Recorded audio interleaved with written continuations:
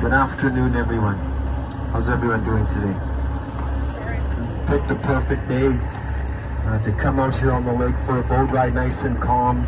These two yellow markers, we're just about to round off the right-hand side. That's indicating the sandbar. So if you have polarized sunglasses, you can see the different shade to the watercolor there. We'll see people walking right out to these later on in the season once the water levels drop even more. But as we do exit the Waterton Marina, just take a look off the right. That's where we're headed this afternoon. So this is the Upper Waterton Lake, Upper Waterton Valley. We're going to travel about 2/3 of the way down the lake this afternoon. All those mountains you can see at the far end, those are all in Glacier National Park, Montana. So we will cross the border here this afternoon. Everyone has their passports with them today, correct? Nobody, one person not to worry, we won't need passports today. The reason why we can cross this border so easily, this is actually the world's first international peace park. Ever since 1932, it's had that designation. So we'll do a short lap on the American side and then make our way back towards the town. Be on the water for about an hour and 15 minutes here. This cruising aboard the MV International. This vessel was built back in 1926, 1927. So historic ship you're cruising on. It was actually built the same year as that hotel behind us on the hilltop, Prince of Wales Hotel, and built the same by the same company, Great Northern Railway. Got a question there, sir? How deep is the lake? 220 feet is average depth, 80 meters. That's average. The deep spot's halfway down, 487 feet. So almost 150 meters straight down. This is the deepest natural lake in the Canadian Rockies, this Upper Waterton here.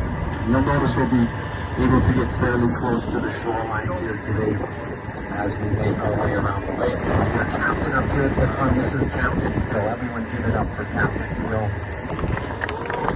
He's actually the longest serving captain in the history of this vessel. So Phil's been at this at the helm here longer than anyone since, like I said, that 1927 start date. He spent most of his life in this national park. And your first mate standing up here beside me, this is Ava. She'll give you a wave here. Everyone say hi to Ava. She'll be circulating around the vessel here today, very knowledgeable about the area. If you have questions, feel free to pull her aside. She'll be happy to help you out. And then my name is Chris. I'm going to do a little bit of a commentary. I'm a local as well, so I've been here my whole life. If you have any questions throughout the trip today, just raise your hand or just shout them out. I'll come back to you. We will do our best to answer any questions that you might have about this national park. Good news is I won't talk for the whole trip. So we'll give you some peace and quiet here today as well, especially on a day like today, nice and clear. Sky conditions, all these mountain peaks visible. And your only job, besides sitting back, relaxing, and enjoying this cruise, is to hopefully get everyone some photo opportunities. And we will do a figure 8 pattern, so both sides will give you a shoreline viewing, and then the more the panoramic expands on the adjacent side. But you are welcome to move around as well, so you're definitely not restricted to your seat for the entire.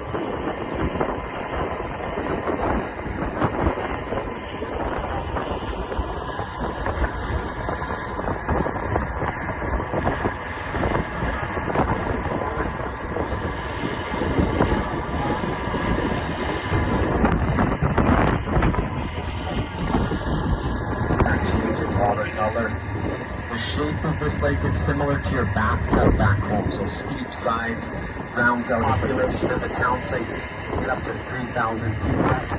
Winter time, 50, so only 50 people will remain here year-round. Most of those people working with Parks Canada, so they do keep the area open, they plow the roads, they maintain it. You can come and visit here. A little bit of cross-country skiing and snowshoeing happening during those winter months.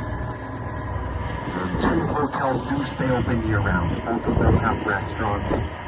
Most businesses, like I said, that will shut down. Grocery store stays open for 2 days a week. Liquor store 7 days a week. So that kind of gives you an idea of what happens there in the winter months. They won't allow any ice fishing, so you're not allowed to ice fish out here. This time of year you can fish these waters. You just need a fishing permit from Parks Canada. due to the depth of the lake, not to mention the wind that can keep the smaller boats from venturing out here. Largest catch, largest fish ever pulled out of this body of water, 52-pound lake trout. It's an enormous size catch. I did mention this is a calm day for Waterton standards. We can get over 6-foot waves out here, 6-foot swell on this Upper Waterton Lake. Winds have been clocking over 180 kilometers per hour, so well over 100 mile per hour gusts blowing through this valley. Jasper, Yoko, Mount Robson.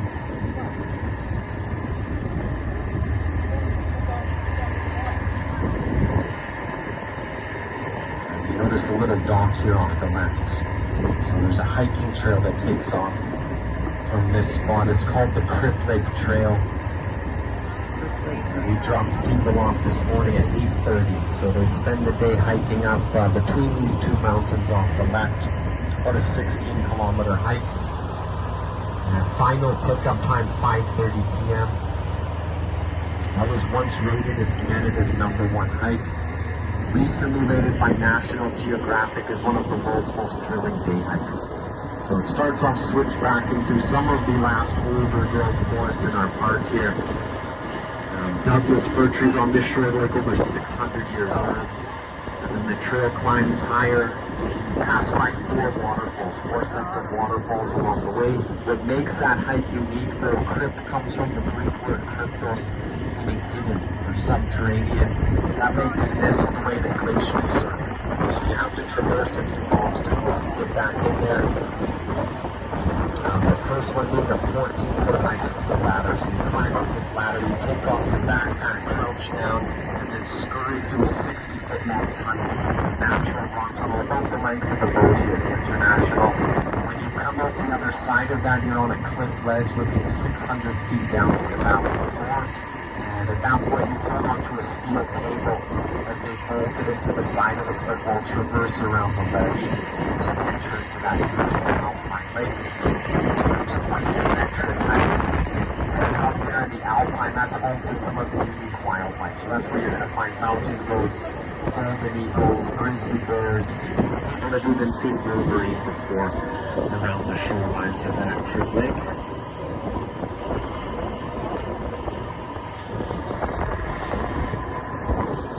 I mentioned in Luke some of the last old forest on our left-hand side. If you look across the boat to that far west shore on the right, you'll see one.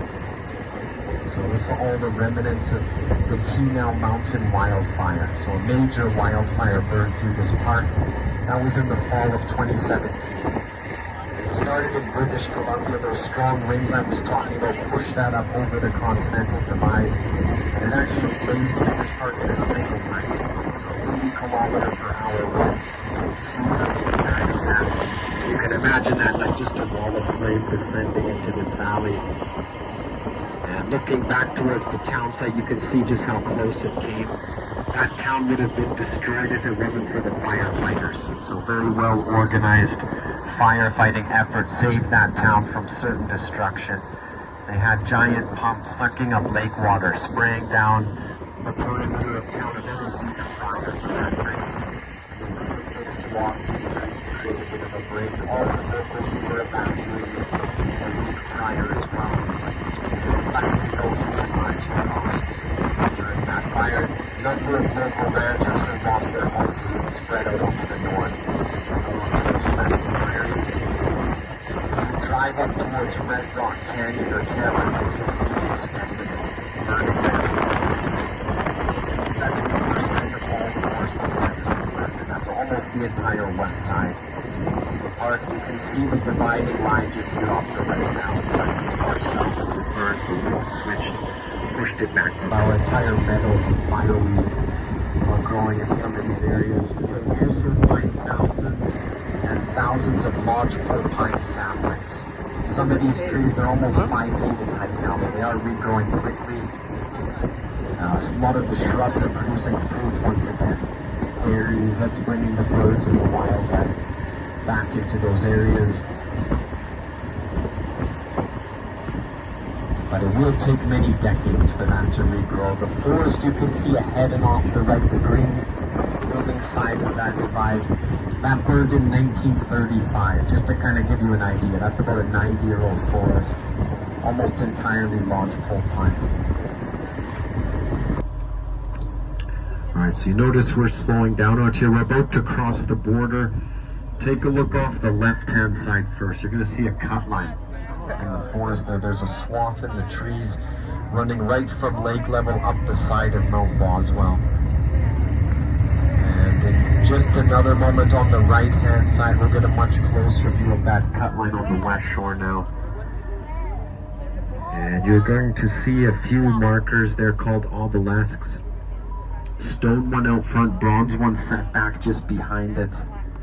And when these two markers line up, one in front of the other, you will have a surveyor's perspective of the 49th parallel. So a border between Canada and the United States of America.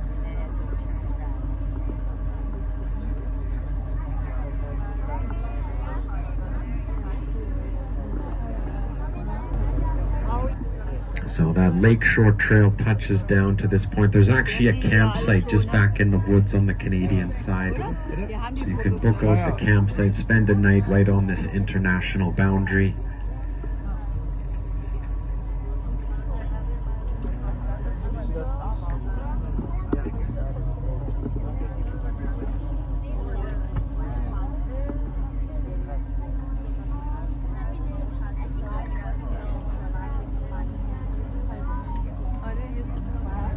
And there you have it. Just crossed into the United States, state of Montana.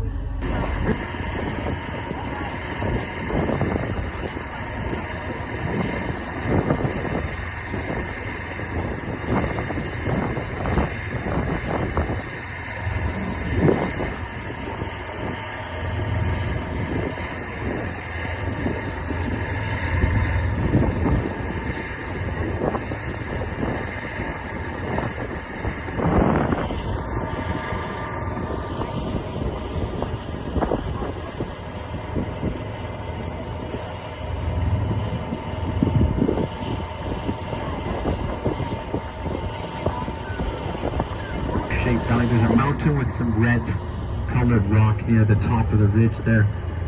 That's one of the few mountains that has retained its traditional native name. That's Mount Nishiwabin. That translates roughly to beautiful morning, a beautiful dawn.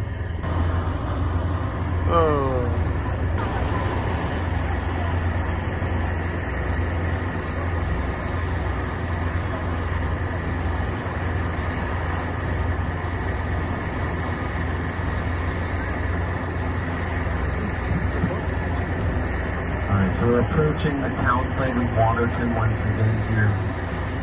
If you do have a little bit more time to spend in the national park, there's a nice paved walking path all along the beach here. It goes, almost encompasses the entire town site. Eventually that wraps around and will take you to a scenic waterfall. It's called Cameron Falls, nestled right in the heart of town. If you haven't been there yet, be sure to check it out. You can drive right to the base of that waterfall as well, so it is easily accessible. And then a couple scenic drives, so I think I mentioned both of them earlier. One of them is called Red Rock Canyon, the other is Cameron Lake. Both of those drives will take you about half an hour one way to reach those destinations. Lots of scenic viewpoints, pull-offs, and hiking trails along the way. So take your time, enjoy the drive. Up at Cameron Lake, they do have paddle boat rentals.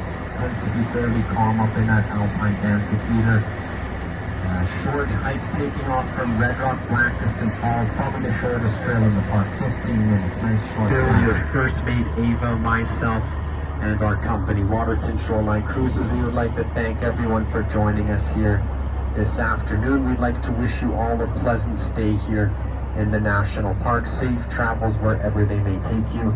And if you do have any further questions, your crew here, we will be standing dockside. We will be happy to help you out. Enjoy the rest of this beautiful day in the national park, folks. Thank you.